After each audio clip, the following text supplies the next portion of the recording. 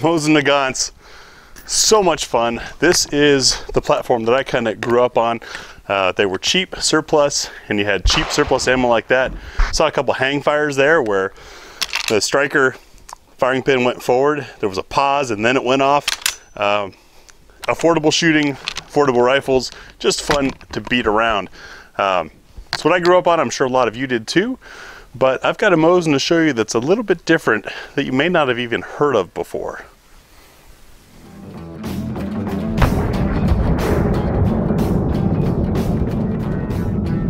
All right, so what I've got here is a 1915 American-made Mosin Nagant.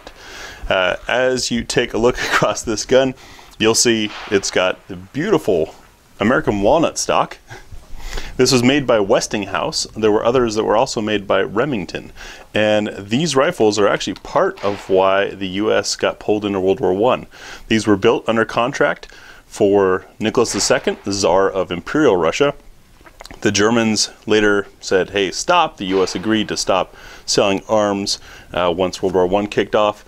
But the US kept selling them and kept shipping them. So then the U-boats started sinking American ships. So they started smuggling the guns on cruise liners and such, and that's why the Lusitania sunk, which is what brought the US into World War I. So the Mosin Nagant that we like to sort of mock the quality of and fit and finish, this thing is beautiful because, well, it was made right here in the US on new machine, new tooling, because Westinghouse made oil lamps and then kind of went out of business with the electricity thing. There's a movie out talking about that. The rear sight here is an Arshins, which was a measurement used in Imperial Russia before they went to the metric system.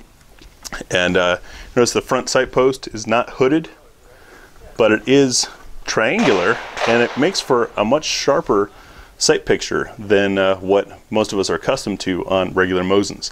The barrels on these are also longer than on the World War II style. A couple inches I'll have to measure it once we get back to the house to show you the difference. But I picked this up through Century Arms. If you have a Curio and Relic FFL, you can log on to their site and browse through some of the onesies and twosies of random surplus guns they had, and that's where I got this thing. And I haven't shot it yet. We cleaned it out, made sure everything looked functional and safe, and you folks are going to see the first rounds. And if it works, we're going to try grouping it 100 yards with this 104-year-old Mosin Nagant. So even though the bore on this isn't that bright, I don't want to use old surplus stuff and put corrosive ammo in it. So this first shot's going to be some Wolf 148 grain.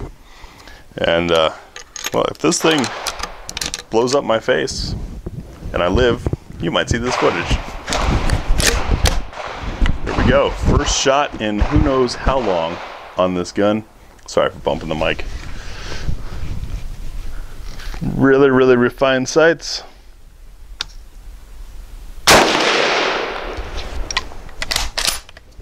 Recoil is actually not that bad, probably because we got this absurdly long barrel. I mean, this barrel is longer than some of my other guns. Cool. We'll get it set up and shoot 100 yards with some different loads and see what kind of accuracy we get out of this old gun. So when loading 7.6254R, the R being rimmed, there's a rim on this cartridge just like your 22, you have to be careful to avoid rim lock, and that is when you end up with the rim of the top case being behind the rim of the bottom, and then of course the bolt can't push it forward. So as you stack them in here, when you don't have a stripper clip, we're not using stripper clips today, you gotta kind of start a little bit forward, push down, and then tug back to make sure everything rests in place. 7.6254, by the way, is the longest continuous serving military cartridge in the world. It's been in service since 1891 and is still in service today.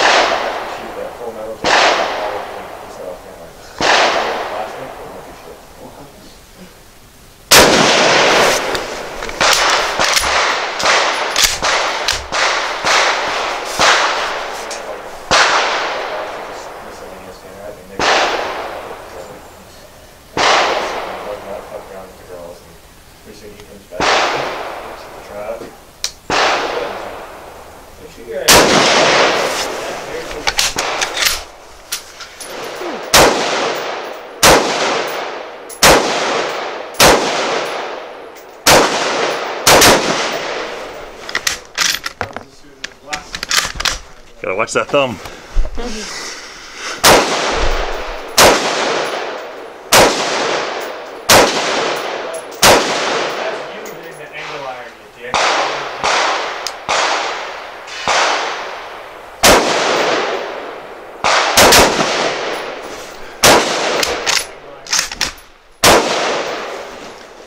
This old walnut smells good as it gets warm. 4, 5, 7 rounds into the angle.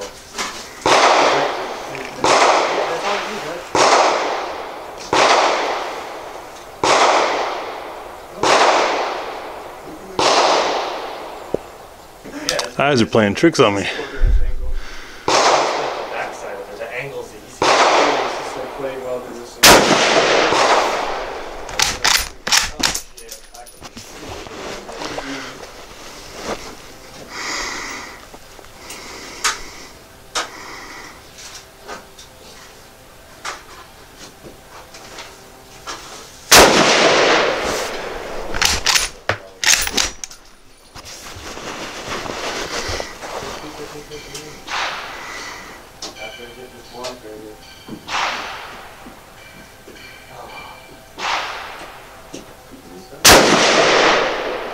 I think I threw that a little high. So our group for the Brown Bear 174 grain, you won't believe this, that's 10 shots out of this 104-year-old American Mosin using little bitty iron sights. So we threw one high, threw one low. These are 1-inch grids, so you're looking at about 4 inches wide, 2 inches tall. I'll take that all day. So here is the group with the BARNAUL 148 grain. And it looks like we kind of had two different groups going, two different points of aim. Of course, that makes sense with two shooters.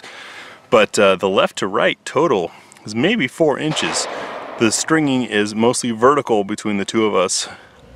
I'm impressed. This is not bad at all for old gun and tiny iron sights. Let's see how the other does. Trying to show you that little sight, front sight post. Can't quite get the camera low enough do that, but anyways, you can see we've got a small notch for a rear sight, very fine, and then of course the front sight post is also rather fine. A bit different than your standard Soviet Mosin. And here's the Wolf 148 grain. We had two thrown shots, one went real high, one went far left, but that's the rest of them, folks. We're talking 1, 2, 3, 4, 5 inches tall and 4 inches wide. Kind of big, but once again, this is iron sights. So we're back from the range and back at the house with the American Mosin. Tia, had you shot a Mosin Nagant before? Not that I recall. What'd you think? It was a blast to shoot. Har har. Yeah. Not pun intended, but go ahead and take it. It was just so much fun. As it heated up, you could smell the old grease in it burning off and the wood warming up. But I love old traditional guns like this. Yeah, it had a nice smell. I don't know if it's the American walnut, but it had a nice smell, sort of like a rich guy's library cigar lounge. Smells of leather and rich mahogany kind of thing. Really smelled good. As far as the shooting, it was interesting because we're shooting a long ways away with some very minutely grooved sights. So getting the rather large front post sight sitting in this little tiny crook back here was a little bit challenging, but I think we impressed ourselves with the groups we were able to get. Yeah, and compared to, I have here, this is a 1932 Ijevsk Russian-made Mosin Nagant, and the sighting system, you can see small bit of a groove, but the front sight post is a little bit fatter, and so I think part of how we were able to get that better accuracy was just that the sights lend themselves better to precise aiming. It was interesting to have a mirage issue. It was about 49 degrees or so at the range, and even with that big piece of walnut over the top of the barrel, started to get a little bit of mirage, and when you barely have any sights to work with, the mirage becomes a challenge. I did mention earlier that the American gun is a little bit longer. This is being a between the war gun, 1932, but it's your standard 9130 model. The barrel on the American is about 3 inches longer than it is on this Russian one. So that might have helped something with accuracy. It certainly makes it absurdly large. Tia, go ahead and set it on its heel. I don't know if it's going to get still in frame there. There we go, and I'll put some hand behind there for contrast. But you can see Tia's in heels. And it's up to about her collarbone. It's a big old long gun. But it was fun to shoot, certainly a neat piece of history. Whether or not you follow all of the lore behind the U.S. getting drawn in World War I for smuggling arms or not, this was indeed a U.S.-made Mosin Nagant, made for the Czar, 1915, before the Revolution. Don't think it ever left or came back. I didn't find any. I haven't taken it out of the stock, so I don't know if there's any import marks that are maybe hidden. Some of the older imports, they were able to do their engraving somewhere that the wood covered, so it wouldn't be so ugly. But it was a fun gun, and I hope you guys enjoyed this. If you did, let us know. I've got, well, more than a locker full of old vintage pieces that we just haven't brought out because we've been too busy running other stuff. Today we just kind of felt like doing something different, and I honestly hadn't shot this one yet. It was the only gun in my collection I hadn't shot yet, and I'm glad we did. It was a lot of fun. Thanks for watching.